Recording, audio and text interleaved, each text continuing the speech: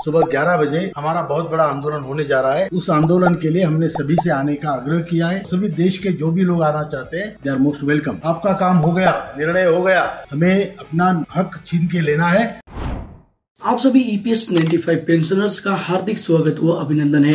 जैसा कि हाल ही में ईपीएफओ की 236वीं सीबीटी की मीटिंग संपन्न हो चुकी है और जैसा कि इस मीटिंग से काफी उम्मीदें थी कि पेंशनर्स का काफी लंबे टाइम से जो संघर्ष चल रहा है, अपनी मांग 4 सूत्रीय मांगों को पूरा करवाने के लिए उसको लेकर के कुछ नए फैसले देखने को मिल सकते हैं। लेकिन इस मीटिंग्स में भी कुछ खास फैसले देखने को नहीं मिले हैं और इसको लेकर के एनएसी ने एक लेटर भी जारी कर दिया है, जो कि आप देख सकते हैं ईपीएस 95 पेंशन को लेकर के है, एनएसी के द्वारा जारी किया गया है और इसमें कुछ खास बातें भी बताई गई हैं जो कि आप सभी पेंशनर्स को जानना जरूरी है। और आज के इस नए वीडियो में हम बात करने वाले हैं कि जो पेंशनर्स की 4 सूत्रीय मांगे हैं वो क्या क्या हैं जो कि सरकार के द्वारा एक्सेप्ट नहीं किया जा रहा है। और अगर आप ईपीएस 95 पेंशनर नहीं हैं तो आपको क्या कुछ बेनिफिट मिलने वाला है, आज के इस नए वीडियो में हम डिटेल्स में जानने वाले हैं। तो आप देख सकते हैं कि ये जो सबसे पहले जो लेटर जारी किया गया है, इसमें विषय में आप देख सकते हैं ईपीएस 95 पेंशनरों की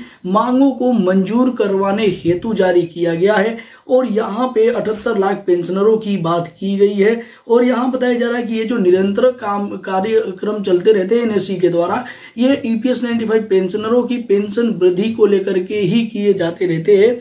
और यहाँ पे डिटेल में ये बताया गया है कि जो भी कंट्रीब्यूशन हमने जमा किया है 30 से 35 साल, देखिए यहाँ पे लिखा हुआ है कि अनेक संस्थाओं में जहाँ पे भी आपका पीएफ कट रहा था, वहां पे जो भी एम्प्लॉई हैं वो कम से कम 30-35 वर्ष अपना सेवा दिए हैं और अपना कंट्रीब्यूशन जमा किए हैं। कंट्रीब्यूशन कितना?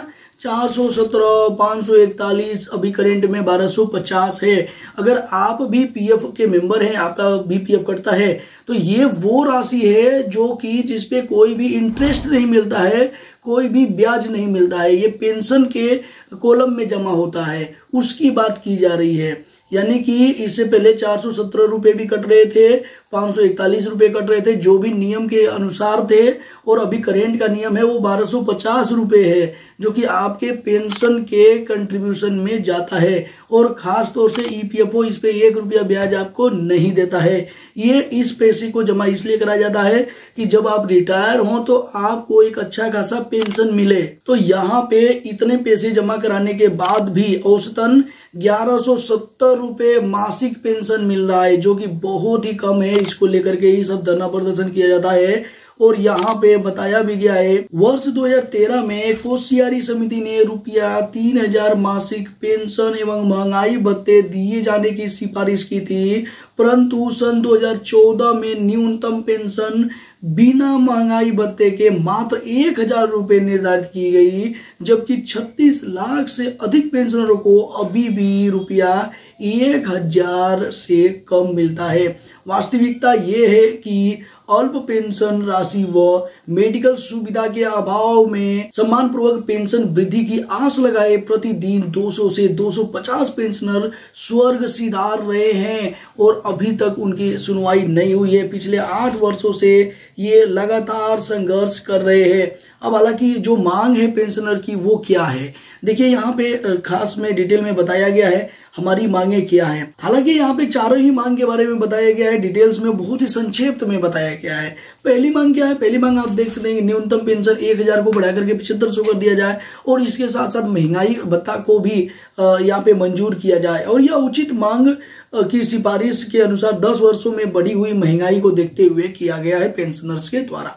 अब दूसरी मांग क्या है? दूसरी मांग में ये बताया गया है कि ईपीएस 95 पेंशनरों और उनके जीवन साथी को मुफ्त चिकित्सा की सुविधाएं प्रदान की जाए।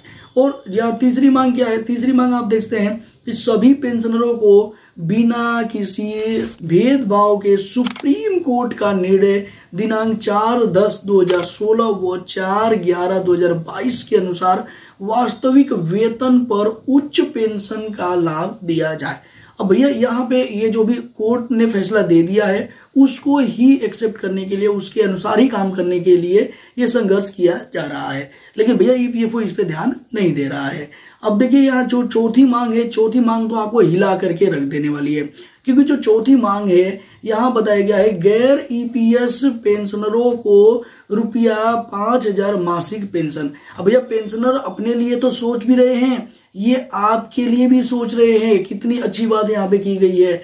जो गैर पेंशनर है, ईपीएस 95 पेंशनर है, इसका मतलब ये है कि जिन्होंने 1 साल 2 साल 3 साल 4 साल 5 साल कंट्रीब्यूशन किया है, यानी कि 10 साल से कम कंट्रीब्यूशन किया है, उनके लिए भी पेंशन 5,000 कम से कम दिया जाए, ये इसकी बात यहाँ पे की गई है। क्योंकि जो ईपीएस 95 पेंशनर में पेंशन तभी आपको मिलता है कि जब 10 साल का पूरा कंट्रीब्यूशन जमा रहता है। क्योंकि काफी सारे एम्प्लॉय तो ऐसे होते हैं जिनको पता नहीं रहता है कि उनका 10 साल कटेगा तभी उनको पेंशन मिलने वाला है, उनका 5 साल 7 साल ही कटा रहता है। या फिर कुछ पेंशनर तो ऐसे होते हैं कि जिनका 10 साल तो पूरा कंट्रीब्यूशन हो गया, लेकिन बीच में कुछ गैप होने की वजह से उनका टाइम कम हो रहा है और इसके लिए वो पेंशन के लिए एलिजिबल नहीं है। तो यहाँ पे आप सभी लोगों के लिए जो एलिजिबल नहीं है ना, उनके लिए भी बात की गई है। गैर ईपीएस पेंशनरों को रुपया 5,000 मासिक तो मिलना ही मिलना चाहिए। तो यहाँ पे ये जो 4 सूत्रीय मांग है गवर्नमेंट के द्वारा अभी तक एक्सेप्ट नहीं की गई है।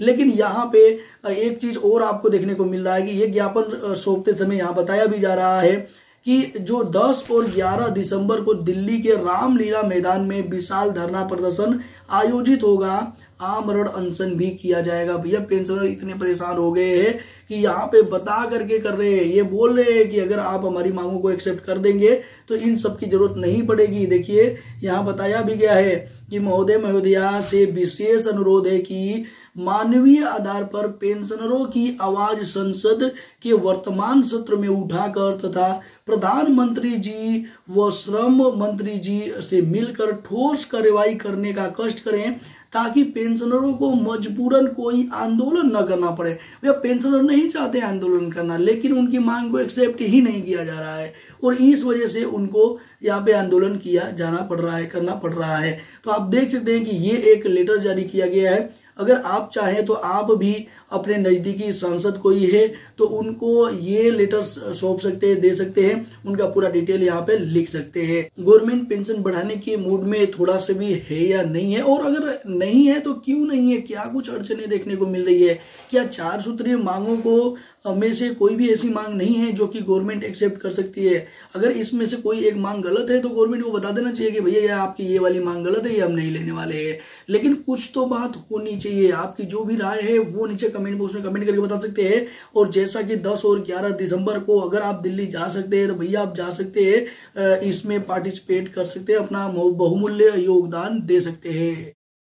सुबह 11 बजे हमारा बहुत बड़ा आंदोलन होने जा रहा है। उस आंदोलन के लिए हमने सभी से आने का आग्रह किया है। सभी देश के जो भी लोग आना चाहते हैं दे आर मोस्ट वेलकम। आपका काम हो गया, निर्णय हो गया, हमें अपना हक छीन के लेना है।